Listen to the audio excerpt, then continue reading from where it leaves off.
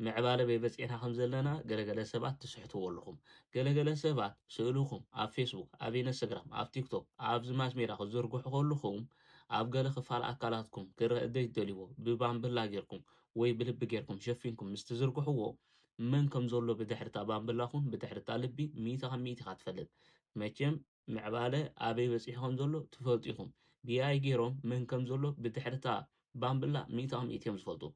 وي سبايكي وي سبيتها شفينكا جزء مستزرقها وي سبايكي شفينكي جزء مستزرقحيو منكم مهانو ميتها تفلت بفلاي جلجلة سبعة ندوكهم كزرقحوهم كلهم بامبلا شفينكم تزرقحوهم معلهم ወይ ከዓ እንዳሓንበሱ ክፋል ኣካላቶም ክረአ ዘይደልይዎ ይርአ እንተሃሊሙሃ ብባምብላ ሸፊንኩም ትዝርግሕዎም እንተልይኹም መን ከም ዘሎ ብድሕሪ እታ ባምብላ ሚእቲ ካብ ሚእቲ ኢኻ ትፈልጥ ስለዚ ባምብላ ሸፊንኩም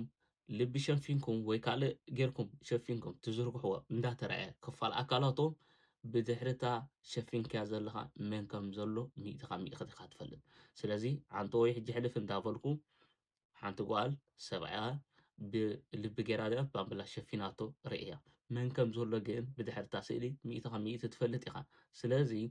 ባምብላ ሸፊንካ ክፋል ኣካላትክን እንዳተረኣየ ብባምብላ ሸፊንክን ትዝርግሖ እንተሊኽን ሕጂ ብኣይ ገይሮም ካልእ ዘይኮነ ዝልጥፍሉ ብልክዕ መን ከም ዘሎ ብድሕሪ እታ ስእሊ ዝፍለጥ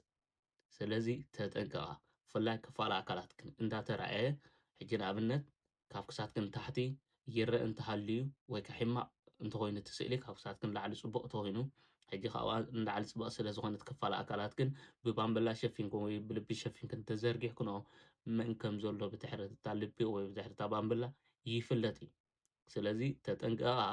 ወይ ተጠንቀቑ ኩላኩም እንታይ ትገብሩ ከም ዘለኹም ፍለጡ ምዕባለ ፈይፈፂሕና ከም ዘለና ፍለጡ ኣስተውሉ